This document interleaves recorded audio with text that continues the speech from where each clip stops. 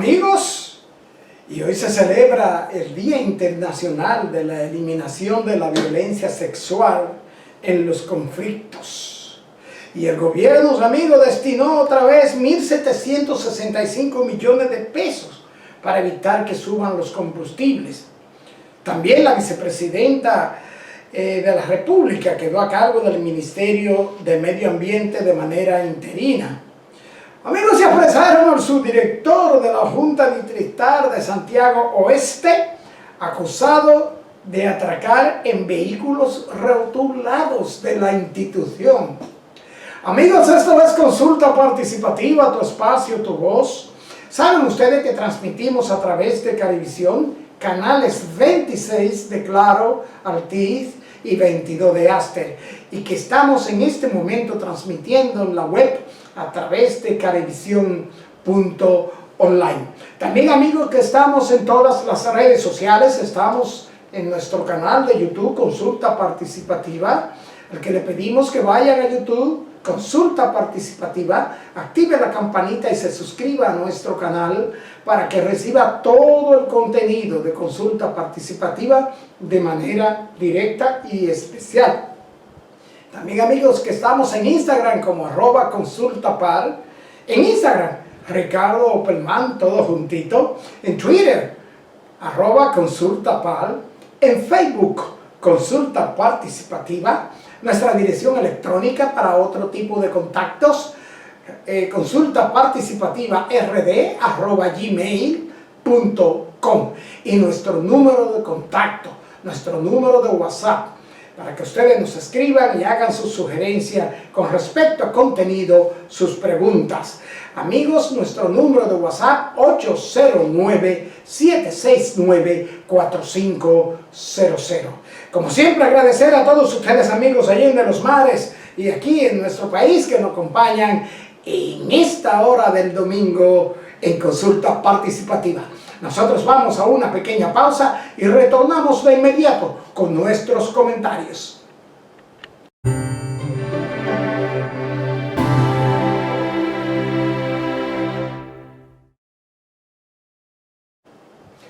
Amigos, y a partir del 2015 se celebra el 19 de junio el Día Internacional de la Eliminación de la Violencia Sexual en los Conflictos.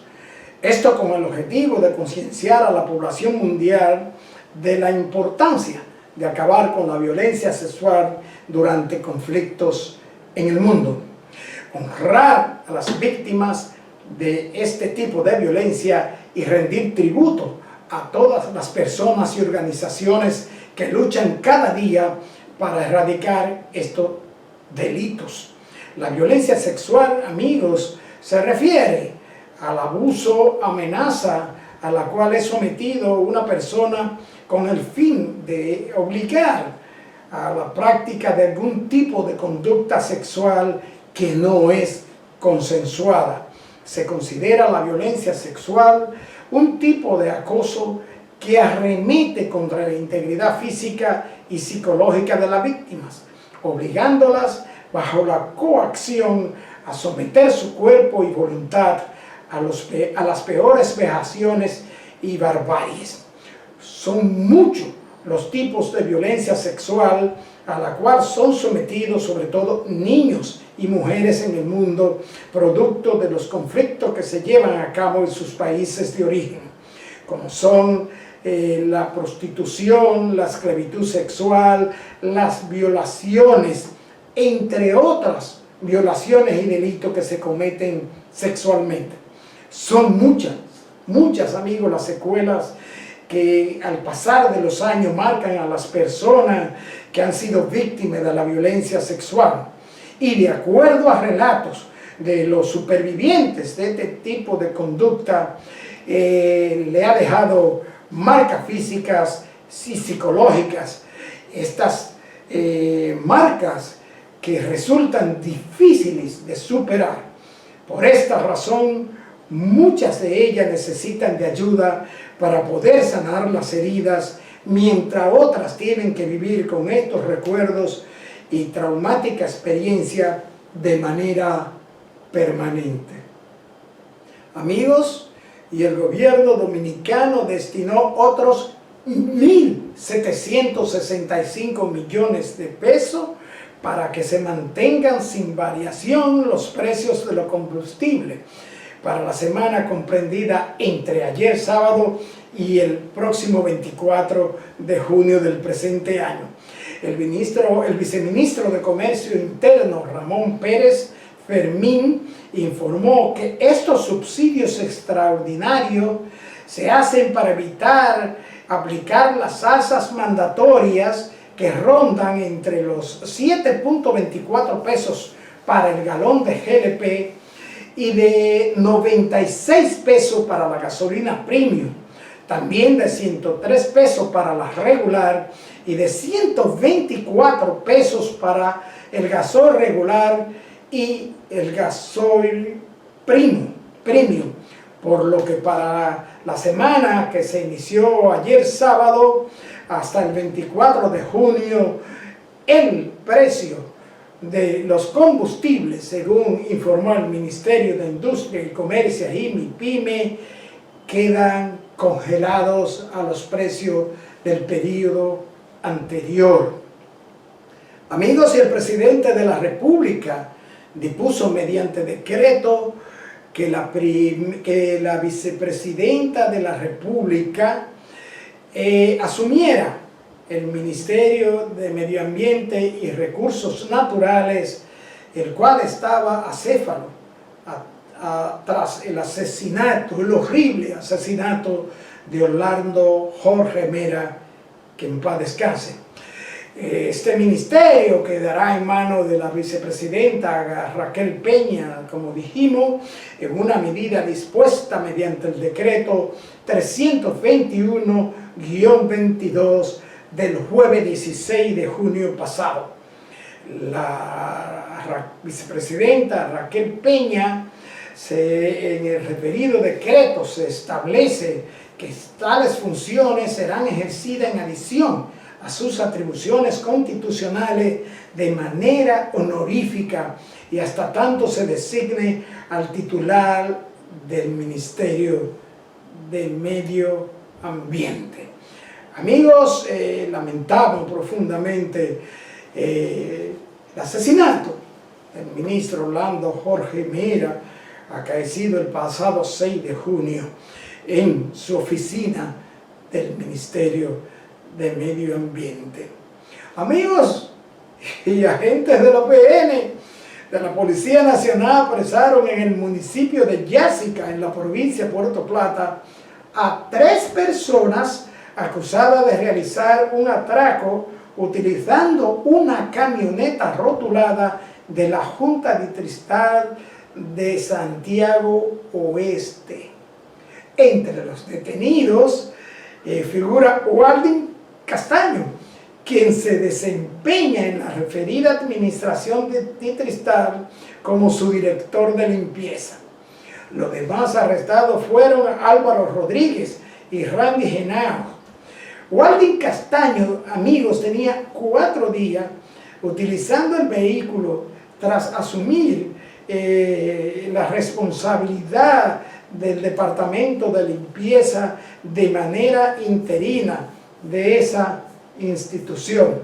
El Ibay, director de la Junta de Santiago Oeste, dijo que Castaño fue designado en la subdirección de limpieza por su trabajo como dirigente del Partido Revolucionario Moderno en su demarcación. Esto hay que ver, estas perlas que se presentan en nuestro país, amigos televidentes. Amigos, y brevemente el asunto de la resolución para devolver los fondos acumulados en la cuenta individual de los que cotizan para la administradora de fondos de pensiones, que señala que las personas de ingreso tardío a las cotizaciones de la seguridad social, es decir, personas de más de 45 años al momento de iniciar la seguridad social, tienen el derecho a que se le devuelva sus fondos acumulados en su cuenta individual si tienen 60 años o más y no están en una nómina de ninguna índole en los últimos 3 meses. Esto hay que verlo, esto ha creado mucha confusión, muchas personas lo han llamado para decirnos que nos refiriéramos a este caso y hemos visto como las personas están sin orientación y no saben qué hacer. Muchas personas que como yo comenzamos a cotizar con más de 45 años, no sabemos, amigos, realmente cuáles son los pasos a dar. Amigos, hasta aquí nuestro comentario y les invitamos a que nos acompañen en nuestra revista central, donde estaremos hablando con el doctor Jean-Pierre Curie, médico patólogo, sobre biopsia, Papá Nicolau, cáncer y otras cosas que tienen que ver con la patología en la medicina. Volvemos en breve con nuestro invitado.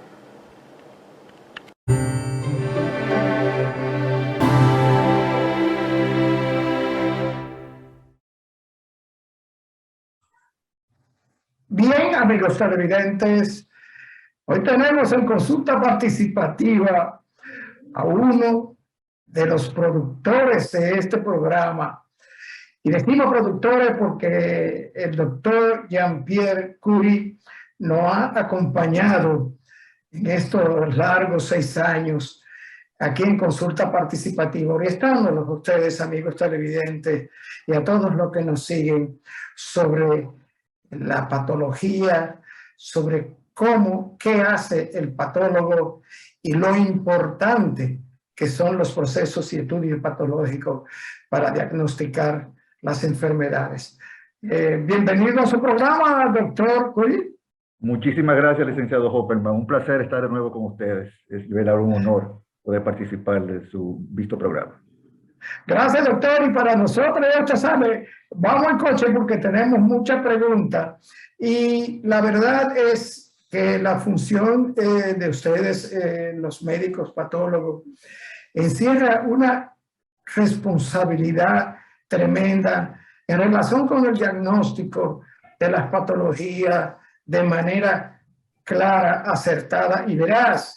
El patólogo tiene para mi juicio, la función principal en detectar patologías, especialmente en el aspecto maligno. Pero dígame, doctor, la anatomía patológica, la patología, ¿cuáles son los aspectos de la patología? Bueno, la anatomía patológica es la rama de la medicina que estudia el origen, el desarrollo y las consecuencias de las enfermedades que se producen en las células, tejidos y órganos en el organismo, ya sea estas inflamatorias o tumorales, benignas o malignas, a través de la toma de muestras, como le dije, de células, de líquidos corporales, tejidos, órganos. Y en base a esa toma de muestras vamos a llegar a un diagnóstico. En la mayoría de los casos, en otros casos, nos vamos a apoyar de otras pruebas biomoleculares y oncogenes, en el caso de la neoplasia maligna, para todavía afinar mejor el diagnóstico y que los oncólogos clínicos puedan tratar a esa persona en caso de tumores malignos.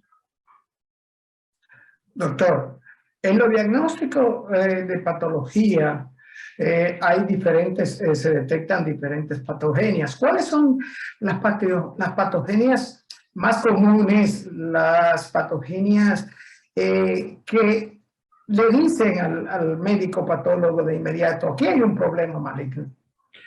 Bien, exactamente. Cuando uno tiene una muestra de tejido, de un órgano, donde hay una lesión maligna, uno va a encontrar una serie de cambios morfológicos y citológicos de los tejidos y las células. Van a haber células que van a presentar aberraciones, pleomorfismos, son más grandes de tamaño, hay una disproporción entre el núcleo de la célula y su citoplasma. Usted puede encontrar formación de tejido anormal que va destruyendo el tejido que está al lado. Y va a encontrar también un aumento considerable de mitosis, que es la velocidad con que se duplican las células, que normalmente todos tenemos células que tienen un proceso de desarrollo y se dividen a través de la mitosis. En el caso de tumores malignos, esas mitosis son totalmente anormales. Y todo eso, junto al ambiente que está al lado de ese tumor, por ejemplo, los vasos sanguíneos, los vasos linfáticos, que pueden estar invadidos o no por ese tumor, nos van a dar una serie de criterios para nosotros diagnosticar que una lesión es maligna o benigna, o borderline, porque hay lesiones también que no son ni benignas ni malignas, sino que tienen un comportamiento, vamos a llamarle así, entre borderline, pero que pueden con el tiempo desarrollar una infiltración y ser considerado entonces como maligno. Doctor, en el caso de los diagnósticos de infecciones microbianas, inflamación, destrucción de tejido, malignidad en sentido general, como hablaba, ¿es todo esto con muestra de tejido o esto tiene que ser detectado o es detectado en otro tipo de análisis patológico con otro tipo de agente para analizar? Sí, como bien dije ahorita, nos auxiliamos de otras pruebas cuando ya hacemos el diagnóstico. Voy a poner un simple ejemplo. Por ejemplo, cuando uno diagnostica un cáncer de mama, tiene que auxiliarse después de ese diagnóstico hecho de una inmunistoquímica que va a determinar los factores pronósticos y predictivos de ese tumor. Es decir, si son sensibles a hormonas como el estrógeno o la progesterona, su índice de velocidad de proliferación, como es el KI67, y el Herceptin, que es otro elemento que se utiliza para el tratamiento de esas pacientes luego con la quimioterapia. Se hacen también otras pruebas aún más sofisticadas, como es el Mama Print, que determina a través de ese tejido con pruebas de ADN que se toma de las células malignas de la muestra que ya se tomó, el comportamiento que puede tener ese tumor al cabo de 5 años, 10 años. Y eso es una prueba relativamente nueva, tiene algunos años nada más, que permite al oncólogo tener una visión de que ese tumor en esa paciente en específico va a tener un comportamiento más o menos agresivo. Porque podemos tener 5 pacientes con cáncer de mama y cada uno de ellos, aunque sea de la misma familia, va a tener un comportamiento que puede ser muy lento o muy agresivo. Y esas pruebas nos están ayudando a afinar y a poner a disposición de los oncólogos clínicos un material invaluable para el tratamiento de esa paciente. De si se debe seguir los protocolos normales o se debe ser más agresivo al inicio del tratamiento, en función de esas pruebas. En relación con eso que usted señala, doctor, de estos tumores más agresivos, ¿qué es lo que ve el patólogo? ¿Qué es lo que determina la agresividad del tumor? Sí. Por ejemplo, vuelvo con el cáncer de mama, que es uno de los tipos de cáncer más frecuentes en la mujer, en las mujeres no fumadoras, por supuesto. Sí, en las mujeres no fumadoras es la primera causa de cáncer femenino en los países desarrollados, y en los países subdesarrollados está también el cáncer del cuello uterino. ¿Qué nos permite a nosotros gradar? Los tumores malignos se gradan en función de la tipia celular, del número de mitosis, de la formación o no de túbulos, porque el tejido mamario está constituido por glándulas, por túbulos, y dependiendo de esas variaciones en función del tejido normal de la mama, se van a gradar en 1, 2 y 3. Y en función de eso, pues, el oncólogo tiene la primera parte que le va a indicar que ese tumor es más agresivo, más indiferenciado que el tejido normal o un tumor más diferenciado y debe tomar una actitud más agresiva en cuanto a esa paciente. Eso independientemente después de los otros, las pruebas de inmunistoquímica o las pruebas ya con oncogenes que van a determinar una serie de características para el tratamiento de la paciente. También, por ejemplo, en el cáncer de mama nos auxiliamos, a veces hay tumores in situ, tumores que están dentro de los túbulos y que no han infiltrado el estroma mamario, y eso es muy importante, tener ese punto, sobre todo en las biopsias pequeñas, las biopsias que se hacen por aguja, por TrueCut, de que a veces uno puede tener una sospecha de que ese tumor ha salido del túbulo y está infiltrando alrededor del túbulo. Y para eso existen unos marcadores, que son los marcadores de membrana, que nos pueden ayudar en 99% de los casos a determinar si ese tumor está de verdad in situ o si ya tiene un carácter infiltrante, porque la cirugía de esa paciente puede depender de eso, de ser conservadora a hacer una mastectomía radical completamente, siempre y cuando no haya historias de cáncer familiar en esa paciente, porque podríamos tener un cáncer intraductal, un cáncer que está localizado dentro de los túbulos, que no ha hecho invasión alrededor del tejido de la mama, pero si en esa familia la madre, el abuelo o alguna tía ha tenido cáncer de mama y es una persona joven, muchas veces la misma paciente solicita la extirpación de las mamas. Doctor, en ese caso, mire qué interesante eso que usted le está diciendo a los amigos televidentes con respecto al cáncer de mama. En ese caso, que el patólogo determina, el estudio patológico determina que el tipo de cáncer es de tumor, es maligno, es agresivo, ¿cuánto sustituye o pudiera sustituir el tratamiento preoperatorio esta futura cirugía, y si la voluntad del paciente conduce o puede conducir a tratamientos erróneos? Bueno, el tamaño de la lesión es también importante. O sea, cuando una persona, una mujer se hace una biopsia de mama donde hay una alta sospecha de cáncer o una lesión maligna, pues es importante el tamaño. En tumores de menos de 1 centímetro se tiene un abordaje más conservador que en los tumores ya de más de 2 centímetros, por ejemplo. Lamentablemente, todavía en nuestro medio, vemos muchas pacientes con lesiones de más de 2 centímetros, que son ya entraría en una categoría de más problema para su tratamiento. Eso en cuanto a la mama.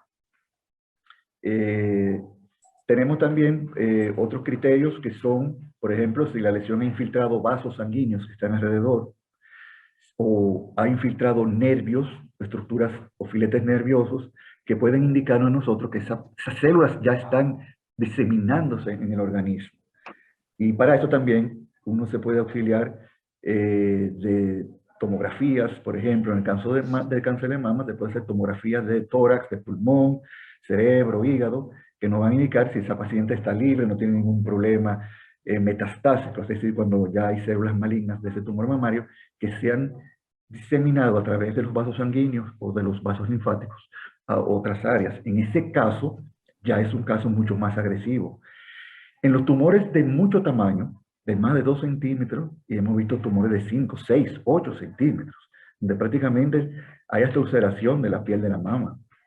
Ya en ese caso, lo que se hace es que se da un tratamiento de quimioterapia y después que el tumor se reduce, la carga tumoral se ha reducido, entonces se procede a la extirpación de la mama.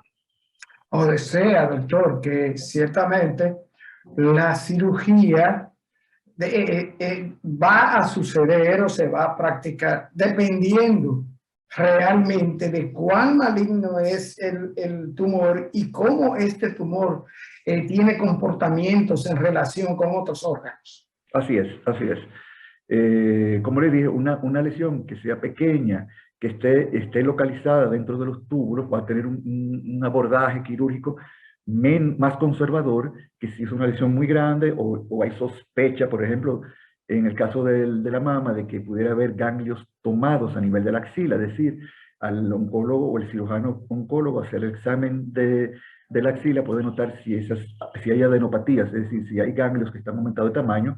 Se puede auxiliar de una sonografía también, que le puede indicar si hay características metastásicas. Y eventualmente hacer una biopsia por aguja de uno de esos ganglios y uno darse cuenta antes de hacer el abordaje de la mama y efectivamente ya esos ganglios sospechosos pueden estar metastasiados por un carcinoma de mama, en ese caso. Doctor, en el aspecto del líquido biológico, el estudio del líquido biológico, porque como usted explica, cuando tenemos un tumor, tenemos aquí el objeto que podemos estudiar, tomar muestra de tejido, de esto. En el aspecto del concepto del estudio biológico clínico, con los humores, los líquidos del cuerpo. Estas muestras son tan reutilizables y tan conservables como la muestra tomadas en los tumores. Bueno, generalmente podemos hacer estudios citológicos de todos los líquidos corporales. El líquido por ejemplo, si hay líquido en la cavidad abdominal, es el líquido ascítico peritoneal. Si hay líquido en la pleura que recubre los pulmones, es el líquido pleural. Si lo hay en el líquido pericárdico, que es la membrana que recubre en el corazón. Si lo hay en el líquido cefalorraquídeo, que es el líquido que irriga la médula espinal y el cerebro. En casos, por ejemplo, de un paciente que pudiera tener, por ejemplo, cáncer de ovario. Una paciente que puede tener cáncer de ovario, hay uno de los problemas serios de las pacientes con cáncer de ovario es que la diseminación puede ser muy rápida. Como el ovario está localizado en la cavidad abdominal y muchos de esos tumores tienen un crecimiento hacia afuera, pueden descamar células malignas y se van, vamos a llamarle así, sembrar en todos los órganos y en el tejido graso alrededor y pueden producir una reacción inflamatoria donde va a haber un acúmulo de líquidos y la paciente se va a tener una distensión abdominal porque va a tener un acúmulo de líquido. Entonces se puede extraer ese líquido, hacer un centrifugado y con las células que quedan en el fondo se puede hacer un bloque celular. Y con ese bloque celular se puede hacer el diagnóstico, o bien con ese bloque celular se puede hacer un diagnóstico por una inmunistoquímica que va a confirmar que esas son células malignas y que son, por ejemplo, en ese caso, de ovario y no de otra zona. Ese bloque celular sí se puede conservar por años. El líquido no. El líquido se guarda normalmente en neveras especiales para esos estudios, pero van a tener una vida útil menos que por ejemplo, la que se toma con los tejidos. Doctor, tenemos que volver a la mujer por el asunto que hablamos, usted habló del cáncer de mama, pero hay una prueba prácticamente común en la mujer que es el papá Nicolau. Así es. Esta prueba del papá Nicolau, doctor, presenta, a través de ella se detectan problemas cancerosos, tumores vaginales. ¿Qué realmente y cuál es el objetivo fundamental del papá Nicolau, doctor? Esto, después de la pausa.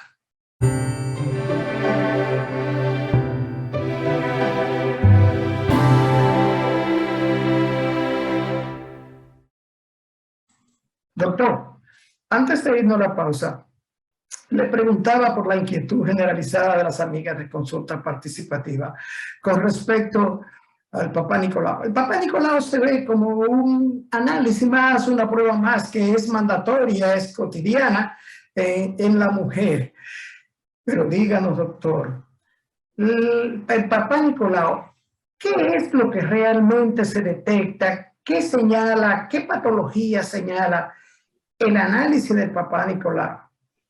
El papá Nicolau lleva el nombre del médico que descubrió e hizo la prueba, o se le llama también frotis cérvico-vaginal. Es una prueba que se toman células del cuello uterino y de la vagina, y eso va a traer una serie de células a través de extendidos que se van a colorear y a procesar.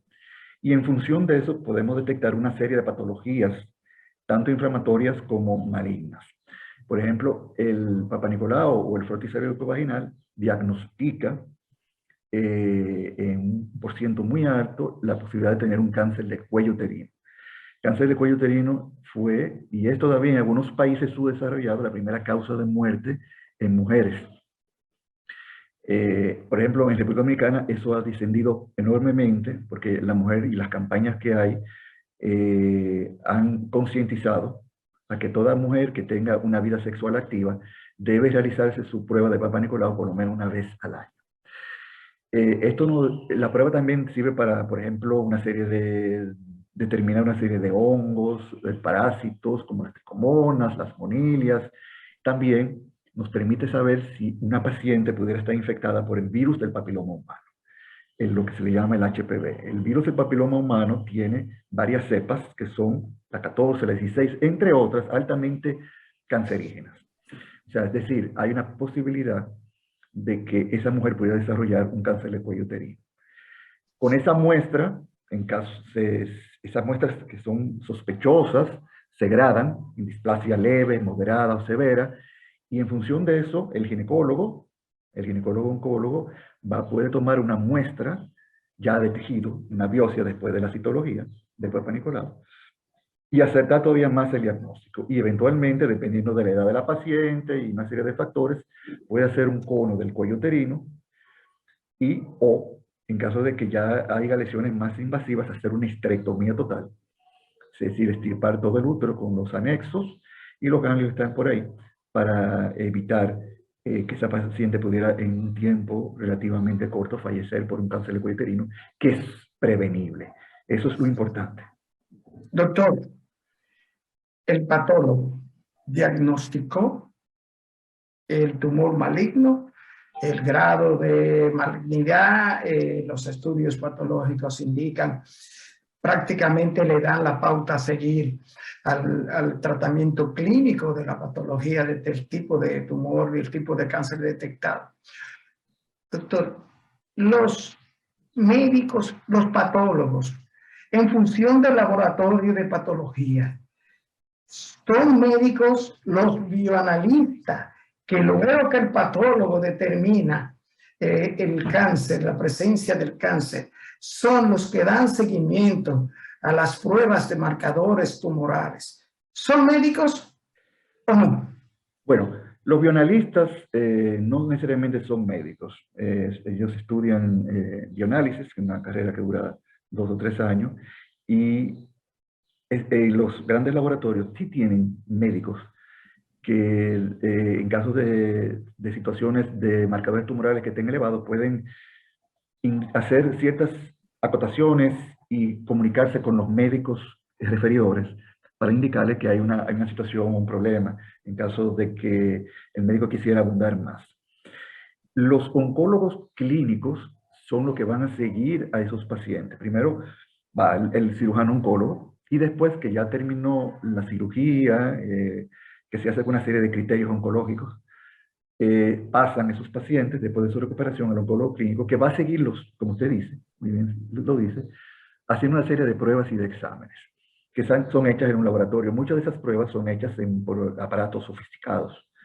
El diagnóstico ya de la célula per se no la hace bioanálisis, la sigue haciendo el laboratorio de patología. Por eso que muchas veces se toman muestras que son una parte van a patología y otra van al laboratorio clínico, que ahí le va a indicar, bueno, si hay un marcador tan positivo, una serie de cosas. No necesariamente marcadores positivos tumorales indican necesariamente cáncer en un 100%. A veces tenemos procesos inflamatorios o tumores benignos que producen irritación en esa zona, que pueden elevar los marcadores tumorales y no ser cáncer. Ya la última palabra la va a tener el estudio patológico de que esa lesión fue benigna y ahí termina ese problema para la paciente y para el médico. Doctor, oiga esta pregunta. Mi padre, en un análisis de sangre por dolores abdominales, le hicieron análisis general, le hicieron marcadores tumorales, las pruebas de marcadores tumorales. Salió una de las pruebas, como dice el paciente, alta o positiva, y se le sometió a tratamientos de quimioterapia en función de ese resultado. Luego se demostró en un estudio patológico que mi padre no tenía cáncer. Ya. A mí me hubiera gustado, en ese caso, hacer una exploración de la cavidad abdominal. O sea, yo estoy hablando de un caso que no conozco en 100%, para haber tomado una muestra de tejido, porque como le digo, a veces procesos inflamatorios pueden producir elevación de los marcadores tumorales y no ser necesariamente cáncer. Si esa persona tenía la posibilidad, por ejemplo, de tener una exploración laparoscópica de la cavidad abdominal y ver la posibilidad de que tuviera lesiones a nivel de la superficie del hígado, del peritoneo y de una serie de órganos, hubiera podido tomar una muestra. Pero, como le digo, dar quimioterapia o llevar a un paciente a una forma agresiva de tratamiento sin una prueba histopatológica o es como un poquito puesta arriba. Es como que brincamos una etapa. Ahora, ¿el paciente tenía un cáncer conocido? No nos explica, nos dice que luego su padre se demostró un estudio patológico, no se refiere, no dice qué tipo de estudio, su padre dio negativo a cáncer. Bien. Eso es un caso, tú sabes que en medicina 2 y 2 no es igual a 4, puede ser 1, 6, 10, 12. Pero hay una serie de parámetros y de protocolos que deben de seguirse para hacer el abordaje de un paciente.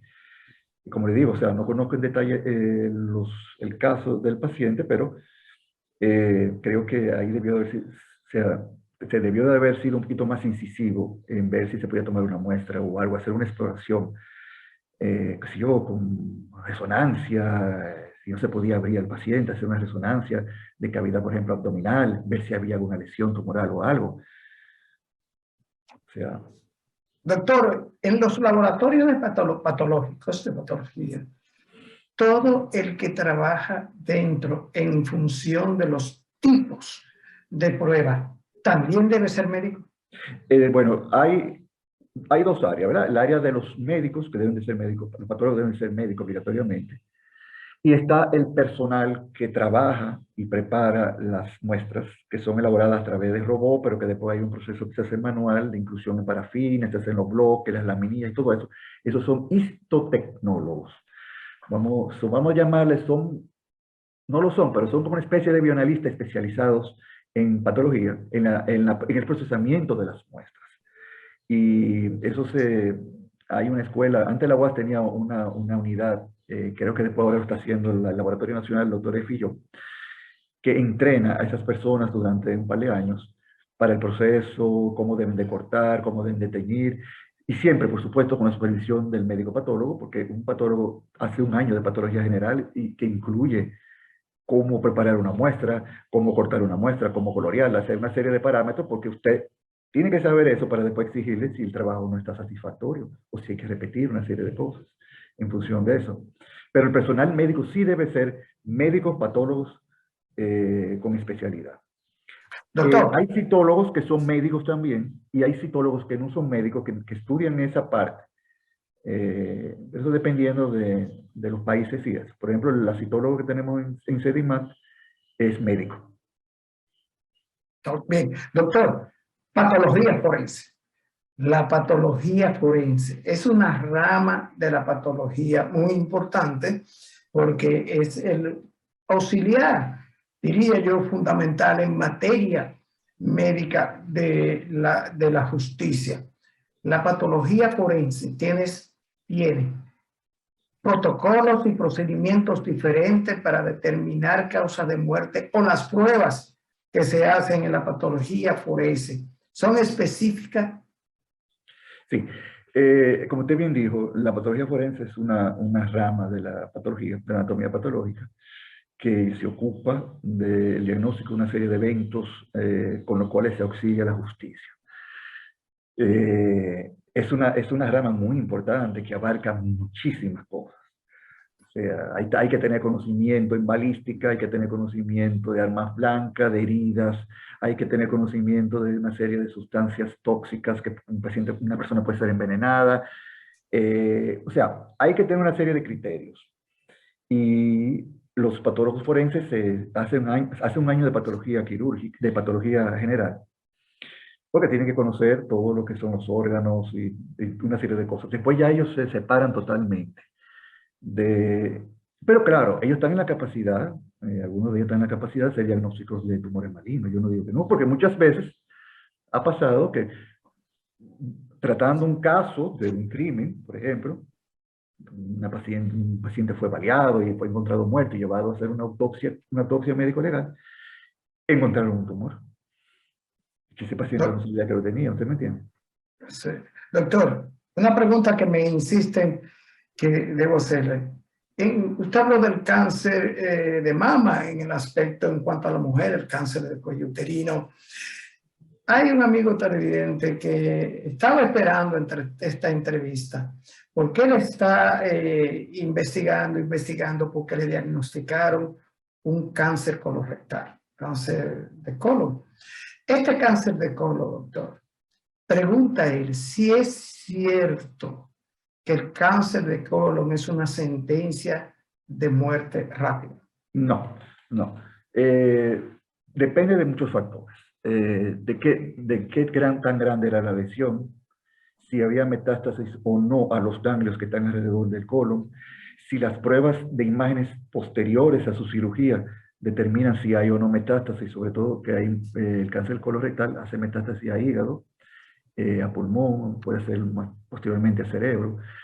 Si ese paciente está libre de todas esas lesiones, vamos a llamarle metastáticas que pudieran estar, si ese paciente, su lesión era pequeña, si ese paciente no tiene infiltración a la serosa, no tiene ganglios tomados alrededor del colon, sus expectativas de vida a 5 años son muy altas. Claro, no es lo mismo que a veces tenemos pacientes que tienen sangrados rectales, que piensan que son hemorroides, y cuando te viene a ver el tremendo tumor que está en el recto, o en la unión del recto con el colon sigmoides, y cuando se hace la cirugía, porque ya el paciente no aguanta más, es un tremendo tumor de 4 o 5 centímetros, que tiene tomado ganglios alrededor de la grasa de ese colon, o una metástasis en el hígado, entonces ahí sí, ahí ya la situación es mucho más complicada. Doctor. Pero perdón que le interrumpa, ese tipo de tumor se puede prevenir después de los 50 años haciéndose una colonoscopía. Y a partir de los 60, si no hay historia de cáncer familiar de colon o de pólipos en la familia. ¿Me entiendes? Esta pregunta es muy difícil del mismo televidente. Cirugía del tumor en el colon, del cáncer del colon, tratamientos de quimioterapia, dice todo llevado con ahí al pie de la letra, según dice mi médico. ¿Qué tiempo tengo yo de expectativa negativa en relación de la posibilidad de un retorno de este cáncer? Bueno, después que el paciente ha recibido toda la serie haya sido operado, se ha dado quimio, él se va a someter a otras colonoscopías diagnósticas y se va a chequear el área de la cirugía, que no quede resto de tumor en esa zona. Pues la mayoría de esos cánceres se desarrollan por pólipos, que durante años estuvieron ahí, se fueron degenerando hasta convertirse en cáncer. Y si él no tiene otras lesiones metastásicas en otra área del cuerpo, yo pienso que su pronóstico es muy bueno a 5 años. Y hay pacientes que se han curado. Pero todo dependerá del tipo de tumor, de la agresividad del tumor, de la extensión de ese tumor, si son metástasis, si no metástasis, el tamaño, y cómo responde también a la quimioterapia. Porque usted y yo pudiéramos tener cáncer de colon y no responder igual a la quimioterapia. Doctor, finalmente, porque el tiempo ya se nos ha agotado, es la leucemia. La leucemia se detecta en un laboratorio clínico, en un análisis de sangre normal, o la leucemia también es una patología diagnosticada por estudios patológicos. Sí, sí. El paciente puede llegar con una serie de síntomas que hacen que su médico referidor, qué sé yo, su urólogo, lo refiera a un hematólogo oncólogo o a un hematólogo. Este le va a hacer una serie de pruebas más especializadas, por ejemplo, en un hemograma con muchas más pruebas.